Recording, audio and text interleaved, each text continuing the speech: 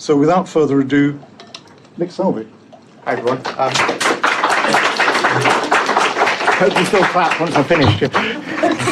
I'm going to sit down. I timed it, it was 9 minutes 50, so hopefully, right.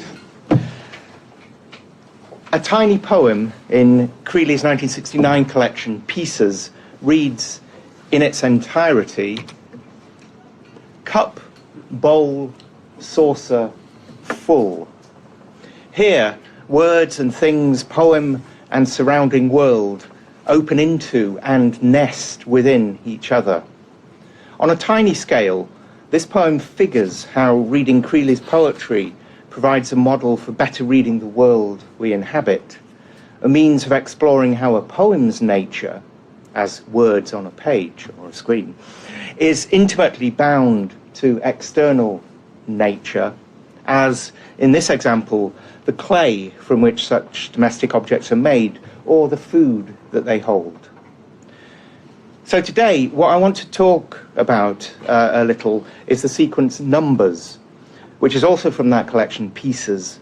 And I want to suggest that not only might we be able to trace or feel that there are connections between Creeley's poetics in this sequence and those of the New York School more broadly, but also that in Numbers we might start reading Creeley's as an incipient ecological thinking.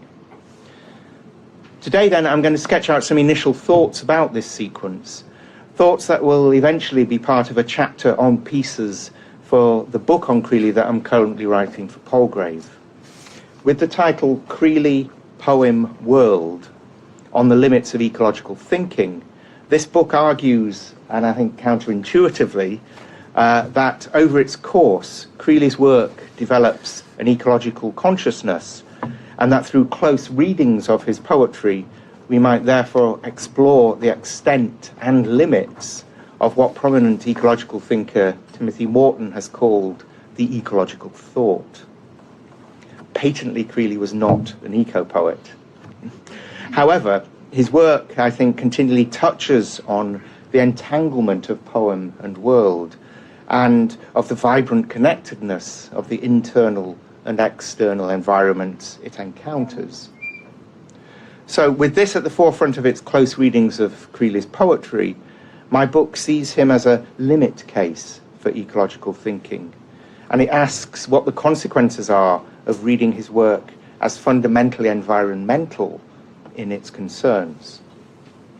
In Numbers, Creeley treats the numbers 1 to 9 and then 0, and Robert Indiana's pop art inflected screen prints of those numbers as the material, the stuff from which his poetic sequence is generated. It was written at an important point in Creeley's career, with the collection Pieces, in which Numbers appears, are often seen as marking a distinctive shift in Creeley's poetics. Prior to Pieces, Creeley saw poems as largely discrete and autonomous objects. With this collection, though, his idea of the poem as just one thing in an ecology of things shifts markedly. No longer autonomous lyric units, the poems in Pieces perform their connectedness to each other and their surroundings through an idea of sequence and a sense of ongoingness, issues upon which Numbers as clearly directly presses.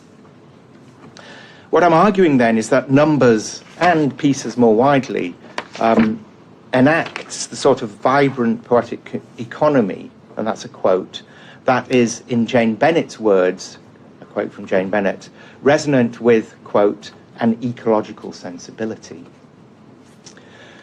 Brought together in 1968 by Bill Capps, who was working as Robert Indiana's assistant at the time, Creeley and Indiana collaborated on Numbers, with each poem in the sequence a response to Indiana's sequence of colourful screen prints of the cardinal numbers, as you can see. The prints and poems, alongside translations of each poem into German by Klaus Reichert, were published as an art book of 2,500 copies in 1968. Numbers thus emerges, as both Alexandra Gould and John Yao have pointed out, from the practice of a thoroughly collaborative poetics. I think in this respect it's reminiscent of, say, Joe Brainerd's collaborative work with numerous New York School poets, as well as the broader collaborative ethos between visual and verbal that energized New York poetics. As with such, New York School poetics, as with such New York School collaborations, maybe the Vermont Notebook we might think of, Creeley's poems are not strictly ekphrastic. They don't simply describe Indiana's numbers so much as respond to their material conditions, to the figure in front of us, and meditate on the associative connections that each number holds for Creeley. In the poem 3, for example, Creeley contemplates how the number 3, both visually in Indiana's rendering of it and conceptually, proceeds from and adds to the imagery of couples in the previous poem. They come now with one in the middle. There's the one in the middle, yeah. Either side, thus another. This opens up Creeley's poetic space to a sense of the potentiality of things, of choices in and of the world in which the poem finds itself. Here, forms have possibility, when either this or that becomes choice, this fact of things enters. I want to suggest that Creeley's attention in numbers to the fact of things entering the poem provides one sense of measure of the development of what I call in my book his lyric ecology.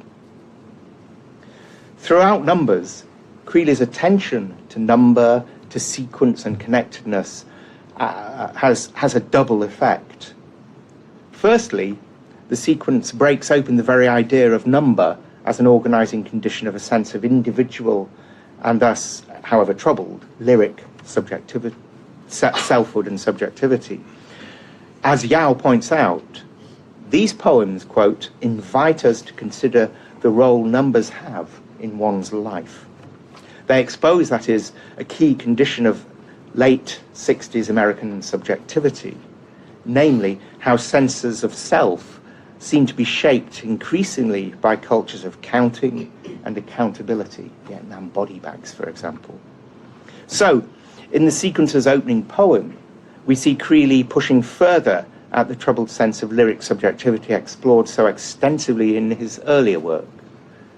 Marking the visual similarity between the figure 1 and the first person I, Creeley asks in number 1, who was I that thought it was another one? Such insistent questioning means that towards the end of the sequence, the singular upright flourishing of the figure 1 has given way to senses of multiplicity and vibrant connectedness. Thus, in the poem entitled 9, Creeley writes, "There is no point of rest here. It wavers. It reflects multiply." Such wavering and such reflection are key, I think, to Creeley's ecological thought, precisely because they sense a dissolution of the boundaries between poem on the page and things out there, between word and its figuring of the world. And secondly, numbers thus opens itself to various senses of family and community, the commons that become so important in Creeley's later work. Those senses that are, like numbers themselves, bound together by sequence, addition, multiplication, and by patterns of connection that are visual as well as social. Thus in 5, Creeley writes, "From each of the 4 corners draw a line to alternate points. Where these intersect will be 5. 5 is also, he notes, a way to draw stars." I think here Creeley instantiates in this Poetics of Numbers a new stance towards reality, in Olson's terms, that reflects a vibrant poetics, in Jane Bennett's and Timothy Morton's terms, of interconnectedness, of a fuller sense of the vital matter from which numbers, selves, poems, and the universe, that which encircles us, or ethos, is constituted. Not only do these figurings of 5 describe a network of relations that, not unlike New York's grid system as a model for New York school poetics, a system that moves inwards to points of intersection and outwards to the mapping and eventual numbering of the earth and indeed the stars. But they also draw us into such poetic accounting. Reminding us of Indiana's drawings of numbers, Creeley here also implies that we must act, that we must draw our own lines of connectedness between the intimate and expansive, between intimate and expansive experiences. And that is, finally, I think, an ecological thought. There you go. Is that 10 minutes?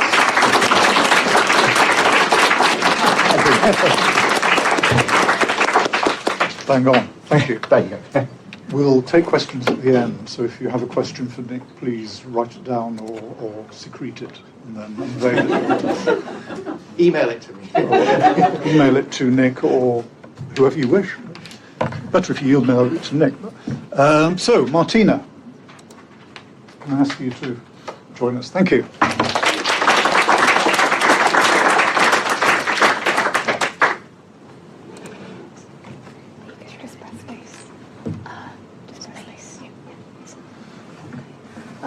Hello, I'm so glad to be here. I'm a bit stressed, but as you can see, I will talk about Geoff Brainerd, who's my favorite artist and also the topic of my master thesis. And the title of my speech is I Can't Believe That When They See Me and Talk to Me, They Will Still Want Me. And it's social and artistic insecurities in Geoff Brainerd's letters to Ron Padgett, which I will present later because, I was honored to be given the letters by Ron Padgett, by Geoff Brainerd to Ron Padgett. So I have Geoff Brainerd's handwritings included here in the presentation. I will analyze them later. And the first part of my speech includes I Remember, because I want to analyze briefly the self Geoff Brainerd creates in I Remember, and then move on to Bolina's journal and the different self he creates, and then compare those two with the self he creates or not in the private correspondence with Ron Padgett. So to begin with, I Remember, which was published in 1970, is an autobiography in the form of non-chronological remembrances and memories by Geoff Brainerd, with the initial phrase, I remember. And in this book, Geoff Brainerd doesn't really refer to his emotions, but to details that he remembers from the past. And all the memories contain neutral memories of food he used to eat and films and books he used to watch or read, the artists he admired, and school, church, and family and friends memories. But when it comes to family and friends memories, he doesn't really refer to feelings, but to, for example, colors of pieces of clothing or the toys they shared and stuff like that. Yeah, so it wasn't really connected with the emotions he had and the family connections he had with his family. And Paul Auster in the introduction to I Remember said that by writing I Remember, Geoff Brainerd presents courage in revealing things about himself, often sexual, that most of us would be too embarrassed to include, which I agree with, because after reading I Remember, I had to close the book several times, rethink what I have just read, and then go back to reading. Yeah, because some of the fragments were even too detailed. Yeah, and I think it would be too embarrassed for all of us to include them in our memories. Yeah, but maybe that's what I love Geoff Brainerd for. Yeah, that shocking and amusing at the same time. And when it comes to the self he creates in the book, he's an honest narrator marked by an incredible openness, an ability to recollect and describe various unexpected, provoking and embarrassing details. And as I said before, he doesn't mention feelings and emotions here. It's just details and objects, books, films, and things like that. But the things differ a bit when it comes to his other memoir, which is Bollinger's Journal, published in 1971. And I agree with Timothy Keane that it's a memoir of disappearance and even anti-memoir, because in this case, he also he describes his daily life in Bollinger's using separate fragments and small drawings, and it's unordered as well, as in I remember. But in this case, I think he focuses more on his feelings and emotions, and why the reason why I consider the book as anti-memoir, and I agree with Keane, is that Joe Brainerd really wants to get rid of his painful internal experiences and negative feelings that he had. So he tries to draw colorful pieces or, funny comic stripes, but we can see underneath that there is some deeper meaning. And as I said here, the narrator focuses on emotions and uncertainties, and I think he tries to escape from his bad memories. So it's like a shower, after which he wants to wipe the wrong feelings off. And as I summarize the part of this presentation, is that the Bollinger's Journal is the analysis of what Joe Brainerd was trying to forget rather than remember. Yeah, so I think he wanted to just wipe off the things that he really wanted to forget. So it was like a cleaning his soul also, or something. And here we have Joe Brainerd's letters to Ron and Pat Paget from 1965 and 1966. And the letters are mentioned a bit in Ron Paget's memoir, which is called the Memoir of Joe Brainerd. And the chapter in which he includes the letters is Between Paris and Avenue B. And there we can read several fragments. These are fragments from the collection of Ron Paget's private correspondence with Joe Brainerd, which I have here with me. So if anyone wants to take a look, I have 250 pages. So you're free to. And it was really difficult to choose the 9 fragments I want to discuss here. But I managed to do it. And as you can see, I have a question, like the last part of the slide, because I think that when we read private correspondence, we want to see the person who he or she really is. And here I said that Joe Brainerd, being Joe Brainerd, is presented in the letters, but are we sure? I don't really know, because while reading all the letters, I felt like there is some pattern, some repetitive phrases, and I wasn't really sure if Joe Brainerd really wanted to talk to his friends, as I said, here, because he spent a lot of time separate from his friends, and it was kind of friends conversation with no author and reader relationship. But on the other hand, as I said, there is some pattern that Joe Brainerd follows in the letters that you will be able to see underneath. So let's move on to the slides. So this is Joe Brainerd's handwriting. I know it's quite long, but I chose only one fragment, and I'm not sure if I'm able to. Okay, so this is one of the things I wanted to mention in the topic, because I mentioned insecurities, and here in this line, I think we can see one of those, which is definitely an artistic insecurity, because Joe Brainerd was respected and very, very talented artist, and here he's not really sure what he was doing, and he says, I am working with Sky. I am also working on 2 constructions, both of which are driving me crazy. I do insane things to them every day in hopes that something unbelievable will happen. So for the audience, his works were unbelievable, and he himself didn't really believe it. And if you want to take time to read the whole part. Just Don't, because we haven't got time. okay, we have no time. Okay, so we have to move on to the next part. Here we can see some examples of his social insecurities. I think this one isn't that clear because the quotation mark, the question mark here is the point, because as Ron Paget remembers in his book and recalls in his book, Joe Brainerd used to stutter a lot, and he wasn't that sure about his English, and he considered himself as a bad English speaker. And here we can see the openness he had towards Ron Paget and Pat Paget, because he said it's an undercurrent of sarcasm, and then quotation mark, is that the correct spell? So he wasn't afraid to ask his best friend about the mistakes, the spelling mistakes he makes, for example. And here we have the next one, which is strongly connected with Joe Brainerd's hardest issues, I think, because he wasn't so sure about his look, and that's why he always wanted to make himself look better. And here we can see that he tried to use a lot of things to improve his body, let's say.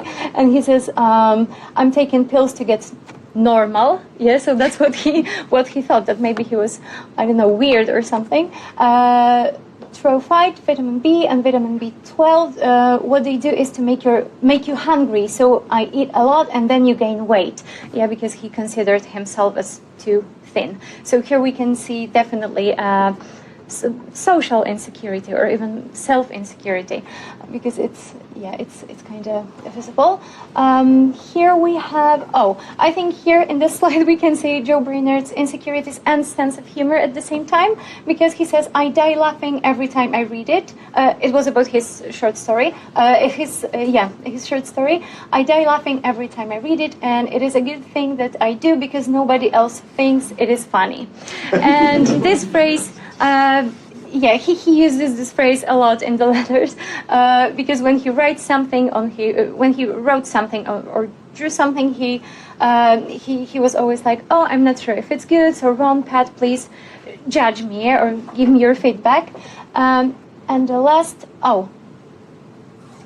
I think this one is too long, but here I wanted to mention this fragment, that because Joe Brainerd used to pose for Alex, and he was just like a model for pictures, photos and paintings, and the fragment says that he was also unsure about his body. So he says, I posed for Alex again the other day. What I like about posing is that you can just let your mind wander, and I rarely give it that chance. So he was kind of a problematic person, I think, and he had a lot of issues that made his life much more difficult than maybe it really was, because even though he succeeded a lot, he wasn't really sure if his works, as I said before, were good. And this is what Timothy Keane mentions as well, that Joe Brainerd's private life was successful, but her mental things were not ordered, and he needed some time for himself. And in this fragment, I want to present Joe Brainerd's wonderful sense of humor again. And it's not about insecurities, but maybe. He says, Pat, are you really pregnant? I told Sandy and Kenward that you might be pregnant, and they both seem very happy about it. I'll be glad if you aren't. But then, I'll be glad if you are too. And this is what I love Joe Brainerd for. Thank you. Thank you.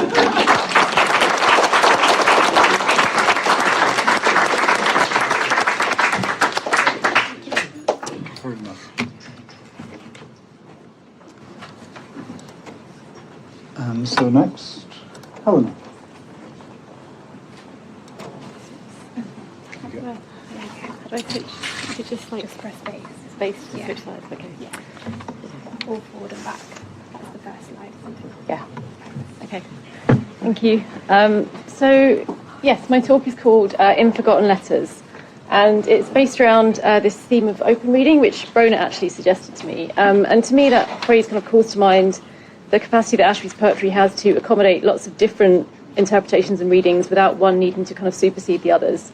And that's obviously true of a lot of poets, but it does seem particularly pronounced with Ashby's work. So There are readings that view him as an environmental poet. There are Marxist readings that view his poetry as being about work. There are readings that focus on his response to the AIDS epidemic. And all of these can feel as if they're fully engaged with the poetry, and they can be persuasive without one needing to be definitive. So really I've been wondering what it is about Ashbery's work that makes this possible. I think it's tempting to see it as a byproduct of the poetry's own openness and open quality that it possesses, but I think we can probably all agree that Ashbery's poetry isn't open in the way that, for example, confessional poetry is open. Even if, for example, we think about a more kind of subtle definition of openness, I was looking at Umberto Eco, who's written about the poetics of what he calls the open work. He talks about it in various ways, but he comes back to this idea that an open work has a kind of structural incompleteness, so that the interpreter of it, whether that's a reader or a performer, receives it in the form of a set of possibilities that need to be then organised and even kind of literally assembled to create the work. And he gives examples of some musical works by Stockhausen and Pierre Boulez, and Ashbery was a big fan of those guys. And his work does gesture towards these kind of aleatory contingent practices at times. But still, I think the kind of definition of openness that Eco is giving us doesn't really encompass the affective dimension of Ashbery's poetry, or its ambiguity and the complexity of its address to the reader. And more importantly, I think the idea of a blanket openness doesn't really describe our experience of reading Ashbery. And what has really caught my interest in thinking about this topic is the kind of contrast between, on the one hand, the breadth and also the specificity of the kind of interpretive acts that poetry enables, and on the other hand, our experience of it as deferring meaning or keeping meaning from us or hiding something, that is being everything but open. Catherine Briony has written about this in terms of what she calls Ashbery's reticence. She talks about his ability to enclose and disclose at the same time, and I've kind of borrowed those terms from her because I think they're really useful in thinking about how we could reconcile the poetry's openness to interpretation with its reticence, its ambiguity, its elusiveness. I want to kind of ground this in one quick bit of kind of close reading. It's just a couple of lines from Ashbery's long poem, Grand Gallop, which appeared in Self-Portrait in a Convex Mirror. We're told that still that poetry does sometimes occur, if only in creases, in forgotten letters, packed away in trunks in the attic. So I've always been kind of intrigued by this image of poetry being kind of enclosed within these various structures, obviously kind of affective and perhaps also the internal structures of memory, but also very literal structures, domestic, material. And we have this word in repeated 4 times in these 3 lines. And that suggests that some very literal acts of opening are taking place, that we can arrive at this poetry in inverted commas. There's the opening of presumably the door to a house, the door to an attic, the lid of a trunk, an envelope, and ultimately these texts, these creased letters. And obviously I'm reading these lines in a very literal and material way, but I think they provide a good analogy for what's going on as we read Ashbery's poetry. Because there's a lot of apparent opening happening, but actually nothing definitive is being disclosed. All we're really given is just this kind of oddly neutral assertion that poetry does sometimes occur. I think there's perhaps some playful echoes of Auden's poetry makes nothing happen in there.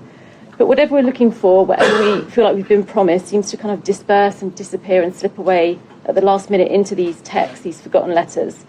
And I think it's important they're described as being creased because we're given the sense that there's not even the possibility of a kind of definitive final disclosure. There's always more space, there's always more opening that could happen.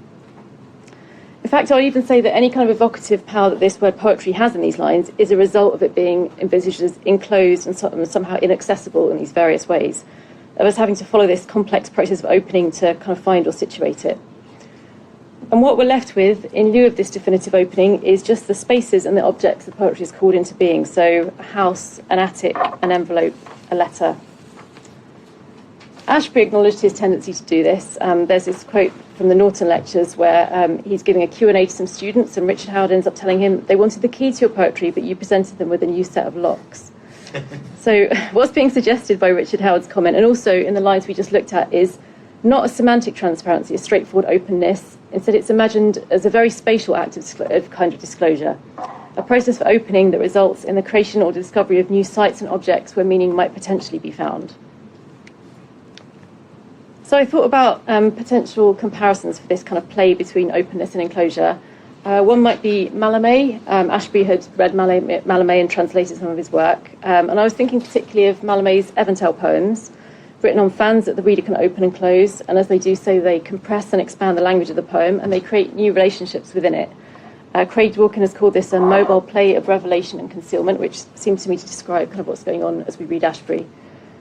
And I also thought about Emily Dickinson's envelope poems. These again suggest a poetics of immediacy and friendship, and also one that doesn't depend on a single definitive act of disclosure, but rather on an ongoing dialogue and response. And Dickinson even included a pencil with her envelope poem, so her correspondent wouldn't have an excuse not to write back. So both these objects, Mallarmé's fans and Dickinson's envelopes, give us a very concrete sense of openness as a kind of accessory quality, a kind of byproduct of something being touched or handled or put into motion, or exciting someone's interest in some way. And I think that also applies to Ashbery's trunks and attics and letters. These objects and spaces aren't open in and of themselves, but they can adopt open positions and can potentially disclose what they contain. And I think there's perhaps a play here with this idea of articulation. These objects and spaces that are articulated, that can open and close, also have some kind of latent capacity to articulate, to communicate meaning in some way. Quite often what is undisclosed in Ashbery's poetry is some sort of queer meaning or context. And I think this idea of a capacity to open rather than a straightforward openness is really useful to understanding how this queer content is both kind of hidden and visible in his work. We might even want to, we might even want to relate the kind of enclosed domestic spaces that Ashbery's invoking when he talks about opening attics and trunks to the emblematic space of the closet. And when he writes later in Flowchart about the linens folded in my scented-seated closets, I think he's very knowingly making that connection. So the mobility of these objects and spaces, the fact they can open and close again, means that the content that's revealed by their movement has a kind of temporary and contingent quality, and also, I think, a kind of deniability. There's actually a nice illustration of this in an anecdote that Ashbery has told to a few interviewers over the years, and this quote is from a 2005 interview. He's describing how his mother found out he was gay by opening and reading a letter that he'd written to a friend and left on his nightstand. So she brought it up one day in the car. She was very upset, but after that, it seemed to him that she managed to forget the distressing information, for she continued to ask him about girlfriends as she always had, and never mentioned the subject again. So the queer content that's been carefully enclosed in this apparently private space of the letter can be suddenly and dramatically disclosed and then just as suddenly enclosed again. When it's in this space that can open and close, it seems to kind of hover between being public and private, between being visible and hidden. And of course, this is a very literal forgotten letter, perhaps like a willfully forgotten letter in this case. So there's lots of letters in Ashbery's poetry, and of course letters were important in his life too. He wrote to other New York school poets, he wrote to his family when he was in Paris, he wrote to Joe Brainard, and there's a reply from Joe Brainard on the right there. And yeah, when we read his work, we encounter a lot of letters, and a lot of them are either just being opened or not yet opened, and we're not exactly sure what kind of address they contain. We obviously get the sense they can enclose hidden, secret meanings, queer meanings. And I also wonder whether Ashbery's references to letters and envelopes and telegrams, particularly in these poems of the late 60s and early 70s, and this same poem, Grand Gallop, has a reference to a letter on a tray whose message is to change everything. And I wonder if that would have made contemporary readers also think about the Vietnam War and the thousands of letters and telegrams that were sent out to tell people that their relatives were missing or had been killed in action. So we have these folded and creased letters that may or may not have what we think of as poetry within them. Often we're not really sure who they're really addressed to, or if what we find when we open them is going to be a very personal and specific meaning, something mysterious, something that's either comforting or unsettling. And I think that's really true of Ashbery's address more generally. And I like Ben Lerner's description of responding to Ashbery's you being like waving to somebody who might have been waving to somebody behind you. But I think this is really key to enabling those kind of readings that can kind of span across or even jump between kind of personal, intimate contexts and then broader, more social, even ecological or political contexts. So letters really represent this kind of broader tension between openness and enclosure in Ashbery's work. And one result of the tension is difficulty and the complexity of his poetry, its opacity, its unpredictability. But I also see it as a kind of generosity in all senses of the word, a willingness to expand that is expressed in spatial and affective terms in the poetry. So with this capacity and willingness to open, Ashbery provides us with these new spaces into which we can expand our understanding, and within these ambiguous spaces, which oscillate between being open and closed, this huge variety of readings is available to us.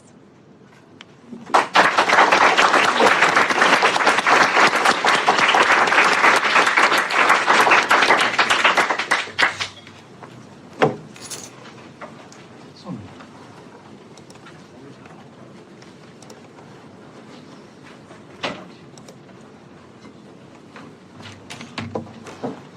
You should just be able to. Yes, Display it. Yeah, is that all right? yes. Hello, everyone. My name is Sonia Quintero, and my presentation is about poetry with an accent.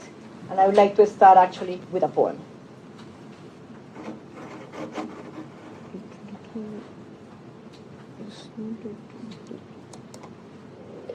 frontera. It just happens, sin que lo puedas evitar. As you leave your loved ones behind, una parte de tu identidad se rasga. You stop belonging. Dejas atrás lo que fue, believing nothing has changed y sin notar que, de cierto modo, you are not the same. Levantas vuelo con tus raíces y tus sueños in search of possibilities. Por un tiempo respiras y vives in the land in between, ansiando a final welcome.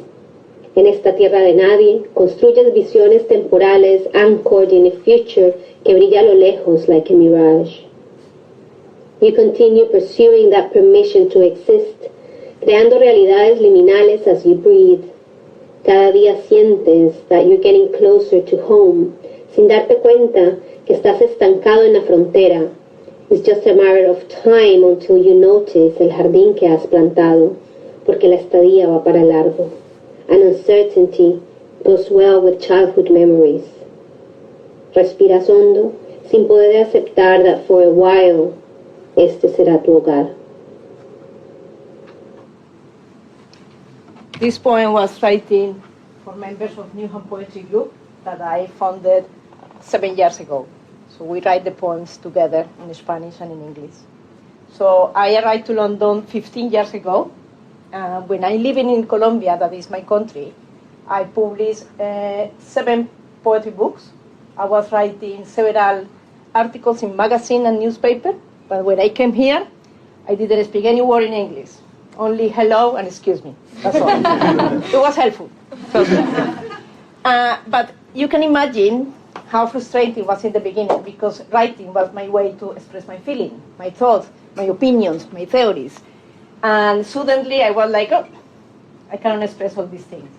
So I remember the first 5 years living in London, I spent them trying to fit in the country, in the culture, try to learn the language. So I say like, okay, I'm going just to be focused in learning English. So I completely forgot about my Latin American roots. I never attend any event or anything about Latin America or in Spanish. I was focused trying to learn the language. And I remember I was in my ESOL class, and I said to my teacher, you know, in 6 months I'm going to learn the language enough to write poetry in English.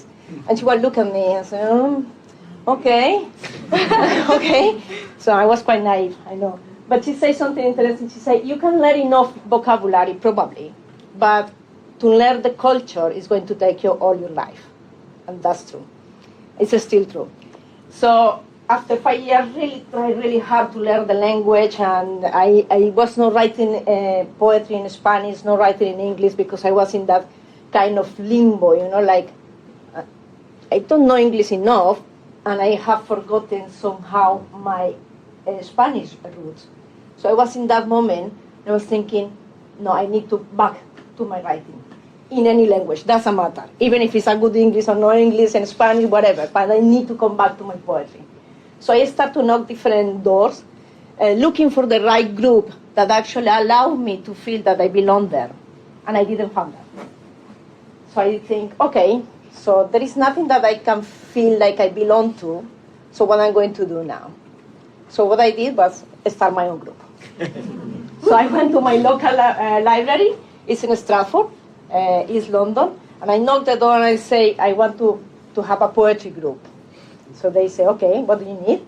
I say, just a table and a couple of chairs, that's all. So they say, okay, and I say, it's going to be in Spanish, because it's my language. And they say, no. In Newham, we spoke more than 100 languages. So come on, try to do that one in English. I was, okay. That one was 7 years ago, so I did a chance. They give me the table, the chairs, and also free coffee. And that one was key. It was so important. So I was there for 3 months without no one around me, not even one person.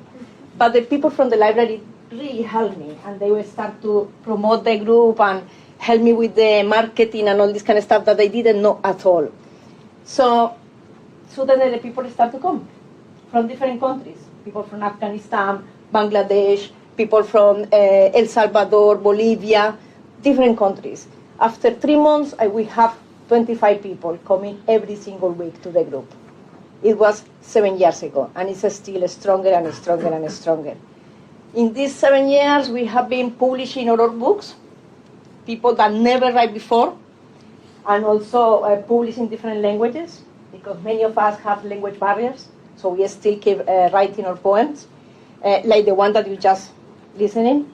We have a poetry school. We organize the poetry school. We organize open mics, spoken words, and we have, with the help of the council, we start a poetry house. That is basically a council building that they provide us to have a venue only for poetry, to write poetry. We have a library of more than 1,000 books, only of poetry, that have been donated by the community. And we have every week there our sessions that is about reading, writing, or just sometimes just having a coffee, to be honest. So it has been a really nice journey, but also learning what poetry means. Because for many of us, the meaning of poetry is very Eurocentric. So what we have been doing in this weekly session, actually, is written about indigenous people, indigenous poets, queer poets, African poets. So we have people from Sudan, we have people from Nigeria, Uganda, from Bolivia, from El Salvador. All of them try to read poems that actually are completely different than the poems that we normally read about. So it has been like, for us, poetry is all this thing. Poetry is about a bridge that allow us to cross different languages and different cultures.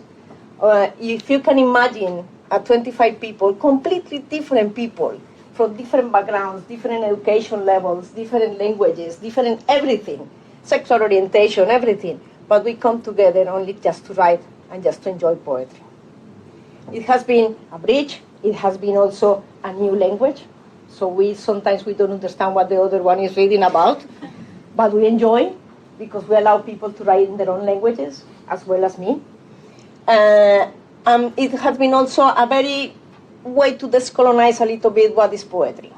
Because if we start to read about indigenous people, indigenous poets, trust me, the storytelling and the way that it's like a lyrics, it's quite like a music and sounds really different. And we try to actually honor from where we come from with our poems. Poetry, as I say, is a language itself. So we communicate with poems, even if we don't understand the meaning of the poem. So this is a poet and poems for us in the group. We have organized also poetry festivals, that we are going to have one in September. You are very welcome to join us.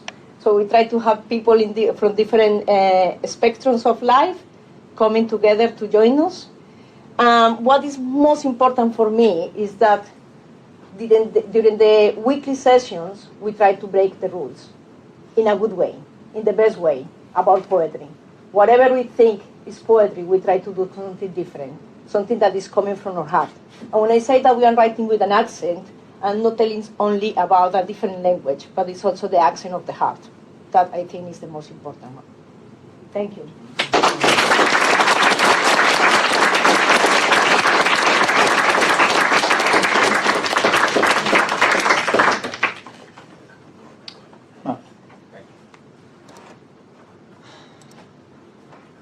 Hello. Cool. Thank you. Hi, I'm Matt. I'm from Kirby Lonsdale. Has anyone heard of Kirby Lonsdale in Cumbria? It's quite a lot of hands, actually, isn't it? Weirdly enough, so Kirby Lonsdale, yeah, it's a place where a lot of people in London kind of go to get away from everything being London, and meaning that where I'm from is the middle of nowhere. There are 2,000 people. That many people know a place with 2,000 people, but for me, yeah, and this is, I think that I still kind of struggle to get my head around. For my entire upbringing, that was everywhere. You walk in 10 minutes that way, there's a field. You walk 10 minutes that way, there's a field. It's just 2,000 people, fields, no public transports, no Ubers, no taxis, and no poetry. And that's where I grew up. And like most people that grow up in that town, the thing that you then do is get as far away as possible. Not that it's a bad place, it's a really lovely place. I mean, all of you apparently know that. But it's, yeah, so I went to Birmingham because it was it's the second biggest city, it's got the second biggest poetry scene. Yeah, and loved it, and got really into sort of a lot of grassroots art. I was running like the student poetry open mic in that city for 2 years. And then the weirdest thing happened, which was that someone in my town said, I've got £5,000, who wants to run a poetry festival? So suddenly that was happening, and I was like, I'll have it. And I happened to be on a year abroad at the time in the Netherlands, which meant organising a festival from another country on Zoom while doing a full-time degree. Having never run a festival before, I did not know how to do that. And that's what we ended up doing, and that's kind of what I'm here to talk about today, really. Trying to create something like this from scratch, this Club Lonsdale Poetry Festival. Yeah, I'm trying to think, what do we do? I was going to say this earlier, this is kind of the literary history of the town, I guess. Wordsworth wrote about it, Turner painted it, Ruskin and Defoe both absolutely hated it. They really did not like it. And the Brontes all got traumatized right down the road, like 2 minutes down the road. So that's what we got. So we wanted to do something to make poetry accessible, fun, celebrate the town, get as much of the town involved as possible, support emerging writers, create a bit of a scene. And what I'll do, I've actually got this on here. Is a zine that got made by the festival's amazing photographer Smiller, which I'll hand round. Please don't break it. It is the only one in existence. Next time we do this, because we will do this again, we want to find a risograph. Yeah. We don't know anyone with a risograph. But this feels like the correct room in which to mention that. We are looking for one of those. Quite. Poetry in Leeds. Yeah? Footprint poetry. Print shop. We'll talk. Good. It worked. We ran this festival. It was fun. What happened? What did we do? First of all, I didn't want this festival to just be people come to the front and lecture and read poetry. I didn't want that. No offense. Just because I know my town. I know that's we're a rugby town, and that would not sell. And so we ended up doing loads of stuff. We had performances. We also had workshops. We also had a kids hub in a yurt that no one turned up to. We had plays. We had flash mobs. I sent a bunch of volunteers into the elderly home to do stuff with the old people. We had a panel about poetry and the climate crisis, and we had I don't know if there's a picture.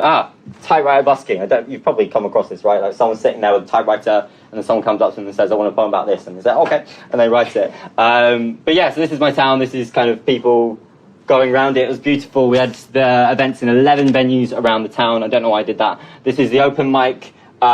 Headlines by these two. This is Swerve and JD.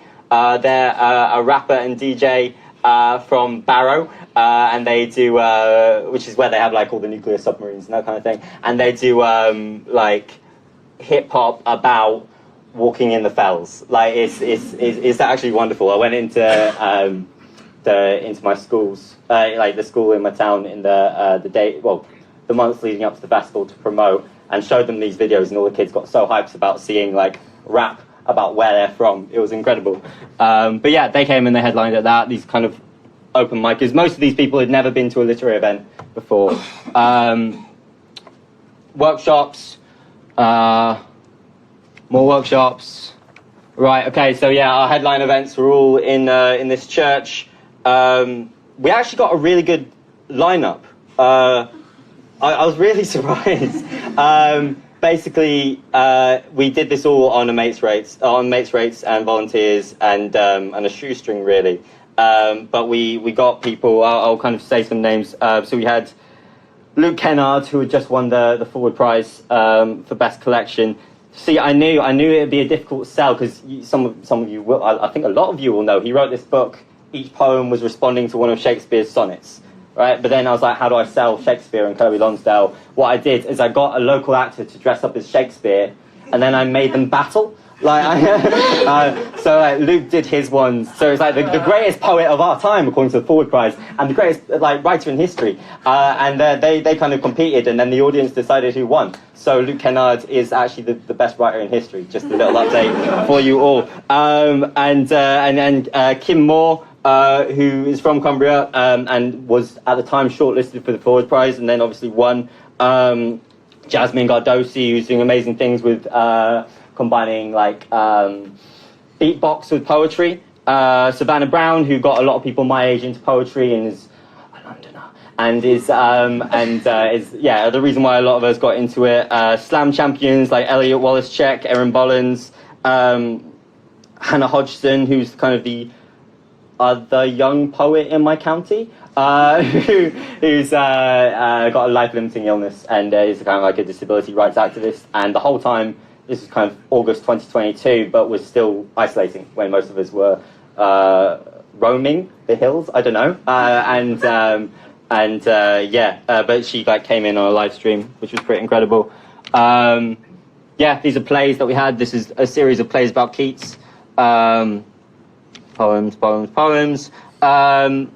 So like I said, Ruskin didn't like the town, but he also had this, there's like a viewpoint from my town that he called the greatest view in England, therefore the world. Our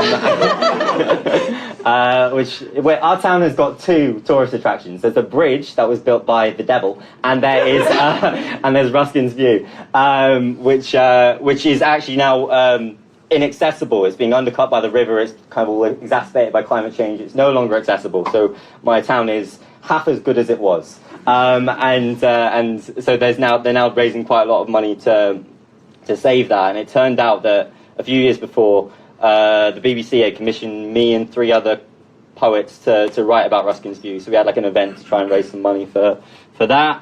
That's kind of I'll talk about the volunteers a little bit. They came from everywhere. We just put the word out, and they came from all over the UK and the Republic of Ireland. Just this incredible group of mostly queer young poets. This is definitely the most queer representation my town has ever seen. Probably the most young people my town has ever seen. I will be honest with you. But they were amazing, and they came and they brought this incredible life and joy to it, and put their all into it. And we made something really incredible. We really did. And so we're going to do it. This here, I'll tell this. So this is when we thought it was all over and we were going to the pub. And then this is my mate Phoebe, who kind of works in the town. She comes up to me and she says, you actually need to move everything that you've put out that you're going to move tomorrow. You need to move it to this one office. And then we did that, and it started torrentially raining. The weather was mad. We had a meteor shower, we had a blood red moon, we had this random storm, and we had the biggest heat wave in history. And it was one weekend. And so we, me and Andy, who's the David Bowie lookalike in the back, we kind of moved that stuff at the last minute and got absolutely drenched. That's the end. I've not really kind of planned a speech, but I think I just wanted to say it's happening again. Not this summer, but the one after, so August 2022. Prepare your calendars. Figure out how to prepare your calendars. 4. I'm so used to saying August 2022 from promoting that one. We're going to do it again. We're going to try and get some more money because I don't have enough mates to do mates rates again. You should come. It was a really good laugh, and we're trying to make something really good. Thank you.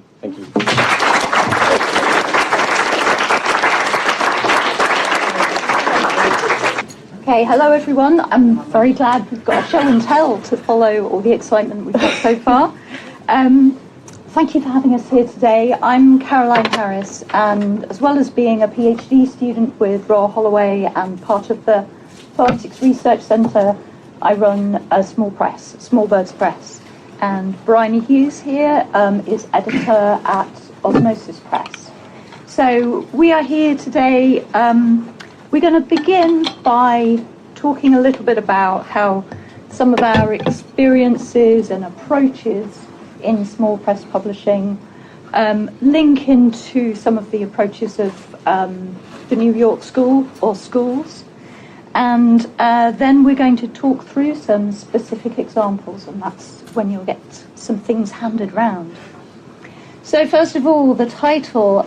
So it's taken from an Andrew Epstein quote on his Locus Solus website. And really, as soon as I told Briony about the quote, we just felt it really applied so much to our roles as small press publishers and actually our whole approach. So the whole of the quote reads, "I prefer to see the New York School as a very loose constellation of poets, artists, composers, etc., that spans several generations and that has tentacles in many different spheres. In many different spheres of culture and in different time periods." So this octopus-like image, and this is an AI octopus, by the way, this octopus-like image of poetic relationships struck us both as appropriate. And hopefully you'll see some tentacular kind of relationships between what each of us is going to say. Good change. Thank you. So, for example, we felt it really captures the way that the visual side and the literary side come together in all of our work.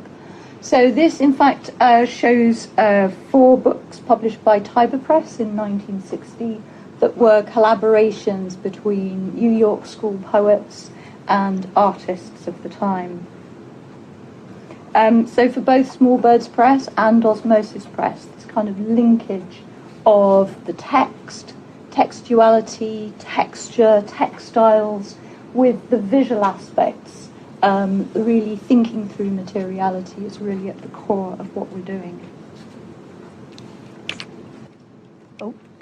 Okay, hi. As Caroline mentioned, my name is Briony, and I'm going to start by talking a little bit about my own work. So one of the major tensions I encounter when talking about my creative practice is the question of where do I situate or align my work. And learning out of Redl Olson's wonderful poetic practice pathway, I've been introduced to adopt new methodologies of writing, from kind of moving between site responsive work, the development of book arts, working from the archive, found materials and fragments, lyric articulation, events, scores, the Fluxus movement, poets theatre, sound and concrete poetry. I could keep listing. I actually do have a much longer list, but I'm going to stop there, which is very, very exciting.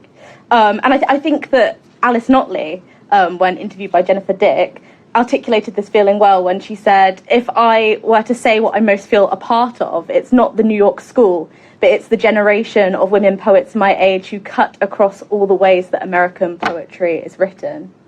So I wouldn't describe personally this kind of wavering situatedness as an anxiety or a difficulty, but rather more of an opportunity to exist in somewhat the primordial soup of poetic generation. And also community. Community is so important, especially at Royal Holloway.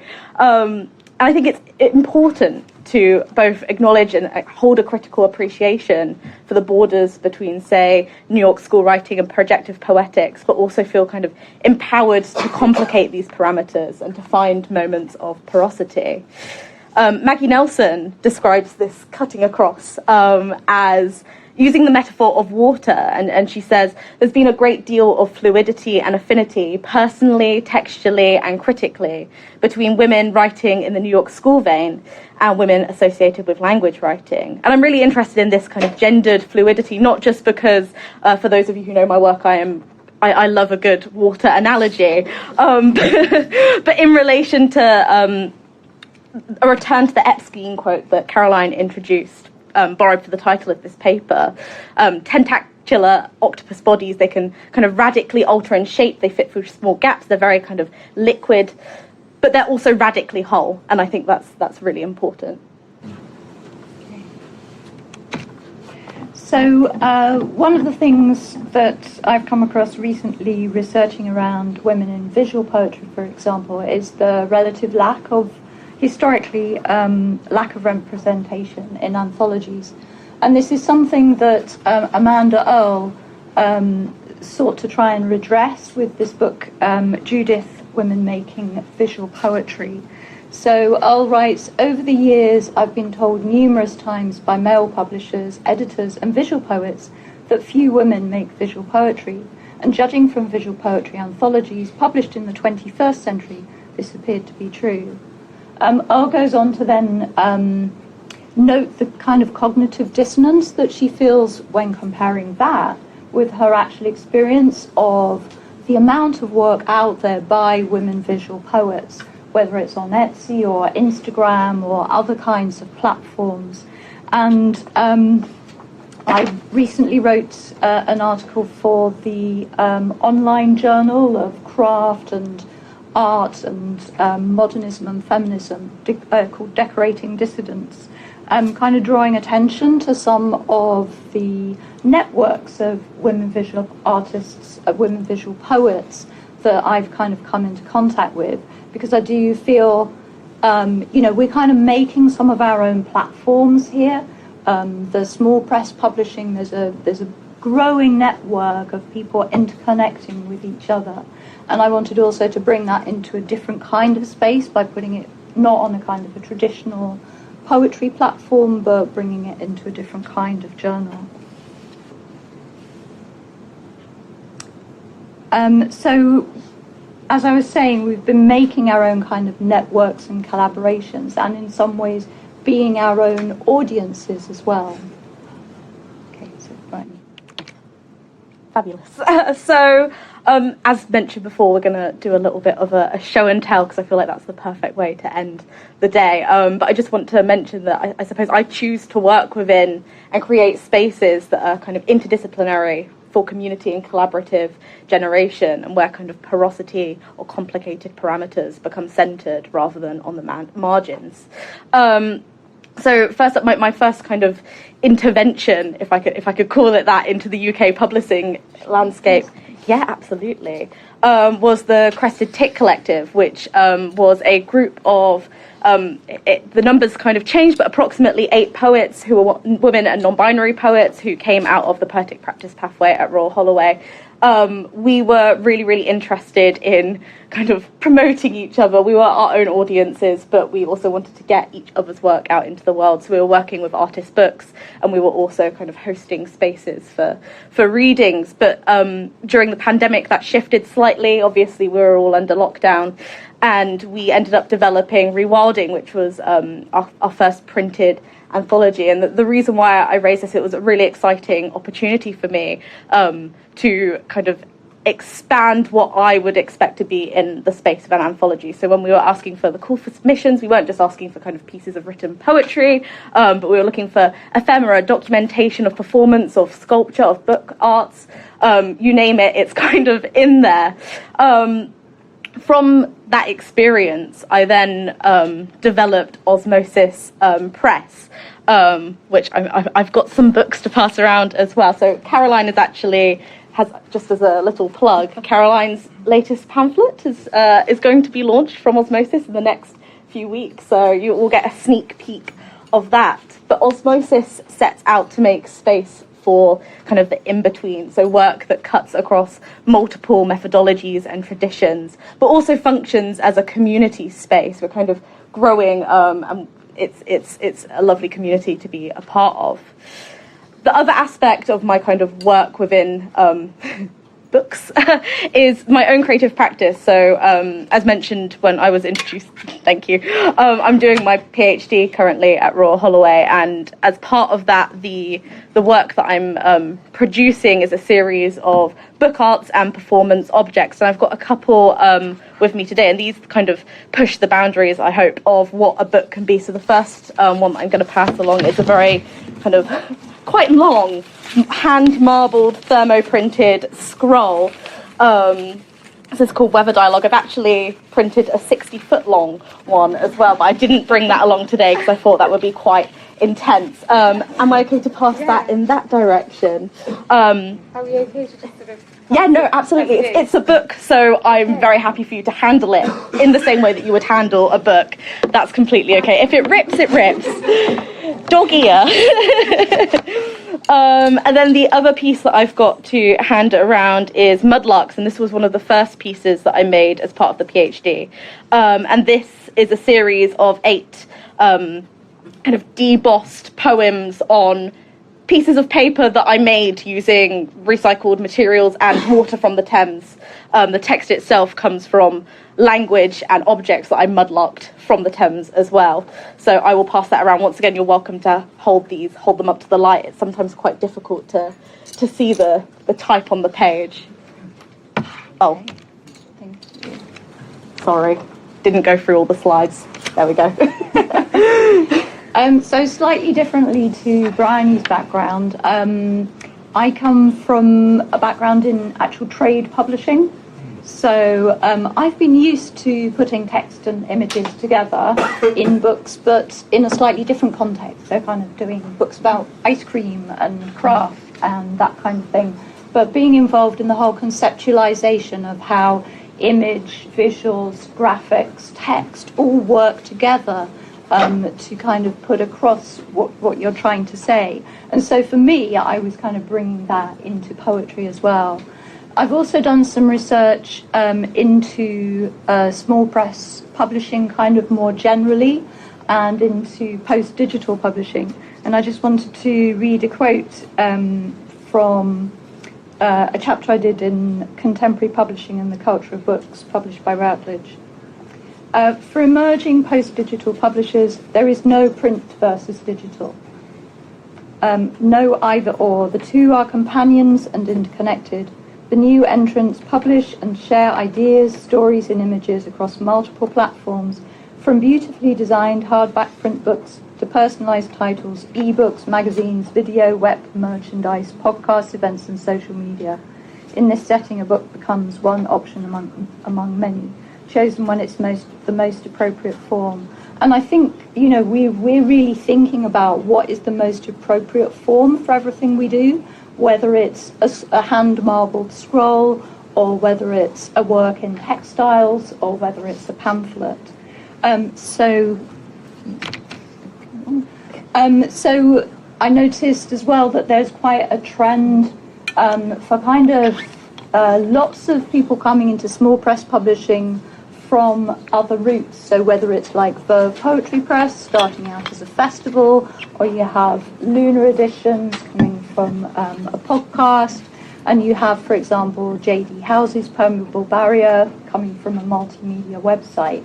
So there's a lot more interconnections now, and certainly as well in the whole way that books are conceived, the way they're put together, the way they're printed, distributed, and publicized. You know, we have tentacles across many different media forms as well in small press publishing. So I was just going to introduce a couple of my projects. So if I can... so I actually started Small Birds Press initially to show my own handmade works.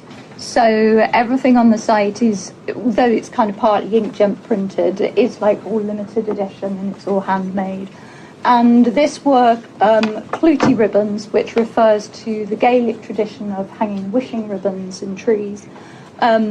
This was commissioned for the Art Park Gallery in Rhodes by Astropapa Christodoulou. And it's a series of, it's actually the text of the pamphlet that Briony showed you, which was originally conceived for these linen ribbons. And when it's in the box, and please feel free to take it out, it kind of, as Astra pointed out to me, it looks like a codex form, but then it can be recombined and read in many different ways when it's hanging in the trees. And this kind of tactility is, and materiality is really important to everything I'm doing with the press. So, and then the second piece that I wanted to show is the first collaboration for Small Birds Press. This was actually made for the Runnymede Literature Festival this year, and it's a collaboration with the very talented poet Kat Chong. And so what I did was I took, there are these, the origami deers. So I took two pieces of Kat's texts, and I used the actual folding of the origami deers as a poetic process I then transcribed the text and made the 7 Chimera poems for Katron from it. And then, I'm afraid I don't have it here today, but this is Kat's response to my work, where they combine a number of my poems as well into a collage poem, hand-typed this one onto a long piece of receipt paper, and I hope this will be the beginning of more collaborations. There's also, I haven't got photos of it here, but if you want to have a look, I've got some, I mentioned these to Sophie earlier, some poetry tarot cards.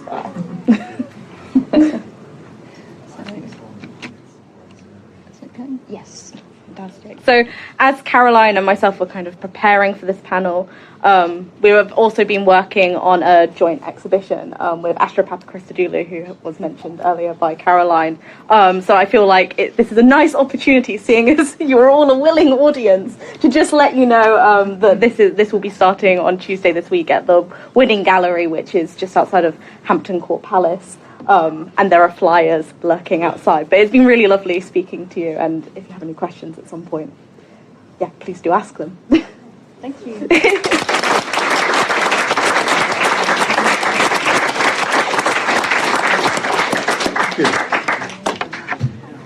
So we have 8-10 minutes questions possible. If anyone would like to ask any questions of any of our panelists, that would be great. Now's the time.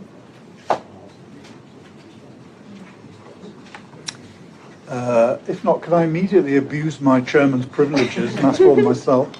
I think this is an incredibly eclectic range of papers, to say the least.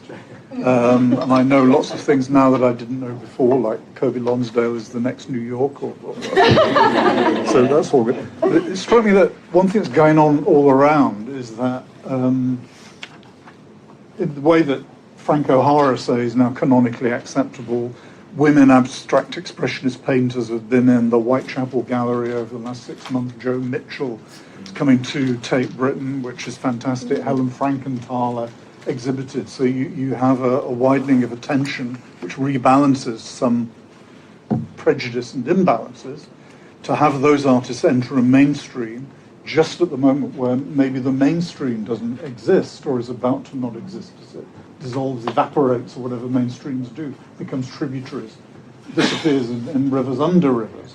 So we've seen books that aren't books, and I'm glad I didn't touch the one that was made partly from Thames water. Oh, it's clean. I boiled the water, don't worry. You boiled the water. I'll happily read that book. But I hope you see where I might be going with this, that, you know, where is the mainstream that these entities are joining? Is there one? And who are the communities now to gain sustenance from the incredible range of things that have been talked about? Right, I'll stop now. Yeah. I was struck with by the reoccurrence of the figure wavering in Nick's talk, wavering and multiplication as an eco-poetics, and then Briony and Carolyn spoke to a wavering situatedness. I was sort of wondering if there's something about the lack of a New York, right, for poetry nowadays. If that, I mean, also Creeley's pieces. That's very much sort of the poetry of travel. I mean, he's moving out, he's moving around. You know, hello. And the hello. You know, the book sort of. I read those as very unrooted. I mean, it's sort of a portable poetics in a way. So I was just wondering about, for any of you, not just Nick, Carol, and Briony, if there's a kind of wavering poetics is that a desired effect, or is that a fact of our times and the precarity